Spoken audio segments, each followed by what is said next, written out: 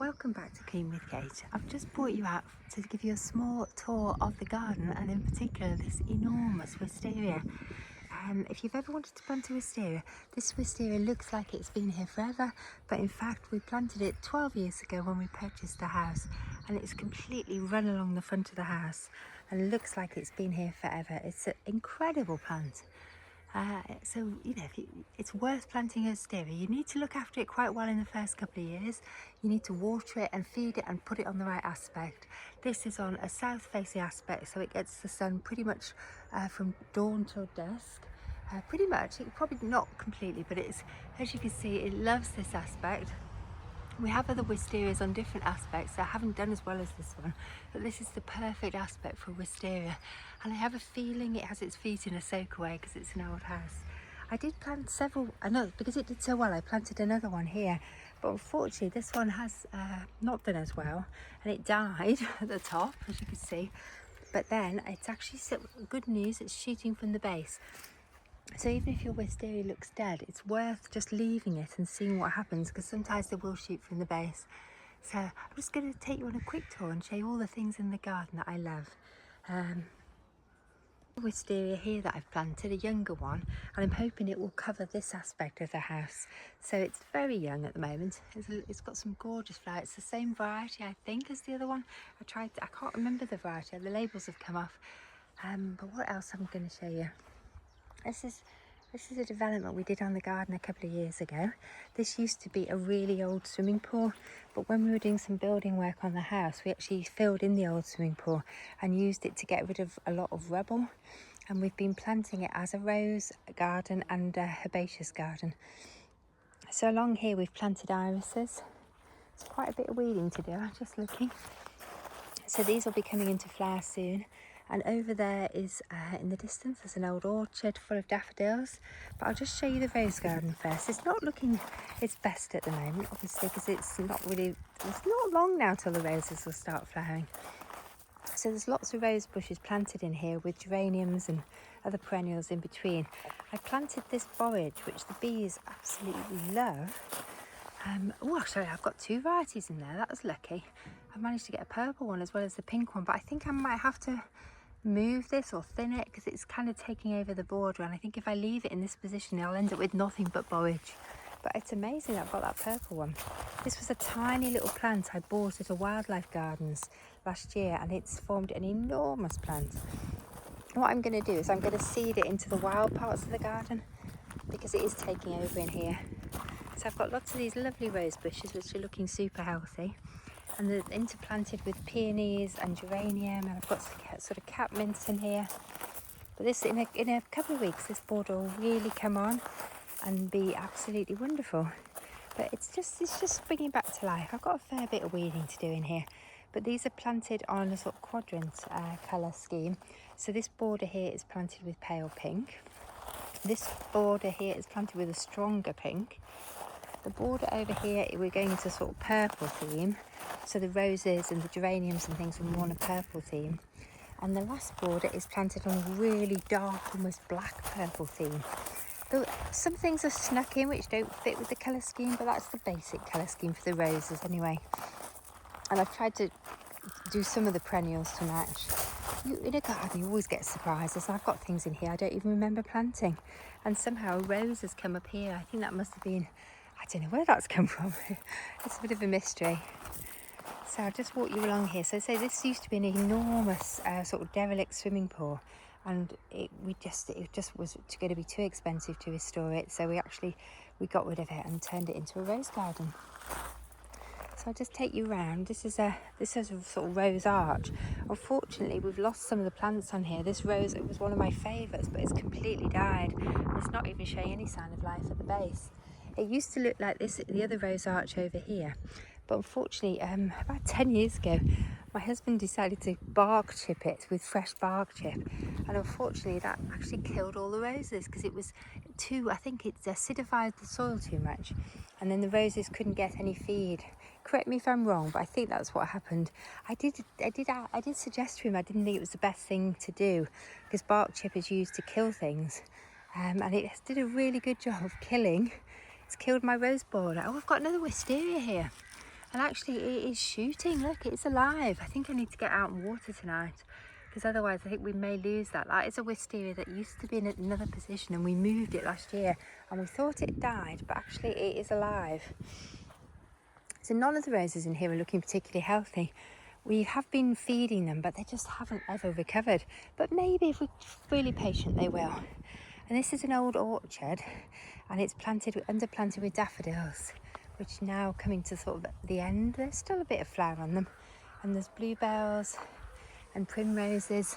So it's kind of a naturalistic planting. And over here, again, we've got primroses and spring bulbs, and a mass of bluebells planted in here. And this lovely sort of forget-me-not, there's seeds itself everywhere. This is actually a different plant. It looks very similar. I don't actually know the name of this. I bought it from a garden centre, and it's absolutely wonderful. It looks just like, very similar to the forget-me-not. So there's the wild forget-me-not. And then this has this most wonderful foliage, so it looks good all year round. And then these incredible blue flowers. This is another rose border. So this, actually, we discovered this rose border after we'd moved in. It had completely turned to bramble, and we restored the border, and then we discovered there were all these roses in here which just appeared, and these tree peonies which we didn't actually know were in here. So we've filled it with spring bulbs. It needs a little bit of TLC at the moment. It's got lots of wildflowers in as well, and this lovely thing here, which I can't remember the name of. Is it a potentilla? I'm not sure. And then there's another fruit tree here, a big old apple tree, which has the most wonderful cooking apples on it, which store really well. At the moment it's covered in blossom. Apple blossom is such a pretty blossom. It's one of my favourites. I love this time of year. And then over here I've got quite a bit of weed over there I need to do, but I've got lots of wildflowers as well. So this is another of these really good wildflowers for bees, which gives the early pollen. And we've also got wild garlic in here. You can hear the buzzing. I think it's going to be a good year for bees and butterflies, because it's been a really mild spring. And last year was very wet, and it wasn't good for them. And again, there's bluebells coming up here, and more daffodils. I need to get out and deadhead my daffs. So they put the energy, just go do a few. So they put the energy into next year, into the bulbs, and not into trying to produce seed. Most of these daffodils wouldn't seed, but they try and put a lot of energy into it, even though some of the native ones will seed, but the fancy ones don't usually. So just walking you down here, again, I've got this bank is full of, the hedge hasn't come out yet, but the bank is full of bluebells. So the bluebells will follow on from the daffs, which I'm deadheading. And I've got plenty of rhododendrons down this bank. And when we moved in, there was an enormous hedge. It was about 30 foot tall behind this, but it just cut the light down too much. So we cut the hedge down to about 6 foot. And it's quite a late hedge to come out. And then we planted in front of it with these rhododendrons, which I'm hoping eventually will form a hedge. But they are spectacular when they're in flower, absolutely spectacular. They haven't grown particularly well, but I think that's because I haven't watered them or fed them enough. They've been in about 10 years, and they were very tiny when I planted them. We have lost a few along the way, but I think I need to get out with my liquid feed and give them a bit of a feed, so that because they are growing better this year, but we need some rain. I'm really pleased with how they've come on this year. There's more spring bulbs in here, most of which now have gone over. And I've also got some fritillaria in here. I'm not sure if I'll be able to show you those though. We might have missed those. Oh, there's one. Just in here, there's lots of primroses. But there's a fritillaria. This has got quite a few fritillaria in here, but most of them have now finished. There's a mixture of white and purple. And then we've got this fabulous cherry tree here. Just move round. And another apple tree. This cherry tree, I only planted it a few years ago. And it's just enormous. I can't get over how big it's grown. And I love this double cherry. It's an ornamental cherry. And we've restored the Victorian rotating summer house last year. Although actually the rotating bit is a bit stiff, so it tends to sit in the same position. And over here, I had a trip to the garden centre and I fell in love with this cherry.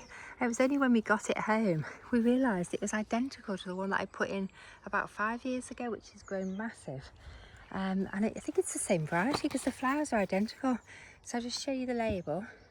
It's Prunus avium plena, but it's just such a beautiful white double blossom. So I've actually planted 2 of them, either side of the summer house.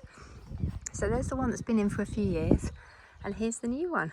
And I did that without even realising what I was doing. It's very strange. I know what I like. Oh, where should we go next? Oh, the cow parsley is about to come out. There's masses of cow parsley here. Just look at this. It's going to be spectacular when it comes out. And along here I've got lots more wildflowers. I think this is borage. It is a thing that grows everywhere, and I can't remember the name of this one. Please chip in if you know. But I do like if you've watched any of my gardening videos, my husband's gardening videos, we love our wildflowers. And this wildflower here is called campion, red campion. And then we've got bluebells here. So I really encourage the wildflowers because they're very good for the insects. Ooh, I've got quite a lot of weeds at the moment as well. I need to get on top of my weeding. So what else should we do? This border is a sort of coming in, it's quite a lot of wildflowers in here. This is a mixed border really of perennials, and it's shade-loving perennials because in a shady spot. So there's a lot of, what are they called, Christmas roses, hellebores in here. And then this is a really late autumn border, so there's not much to see in here at the moment, apart from these lovely little geranium, which is absolutely beautiful. But this really does its stuff in late summer. We've had the tulips and the daffs have gone over now, and later in the summer it'll be absolutely packed with yellows and reds. It's a hot border. So just going into the shady border, and you've got lots of these sort of things in here, and these, which really like the shade in here.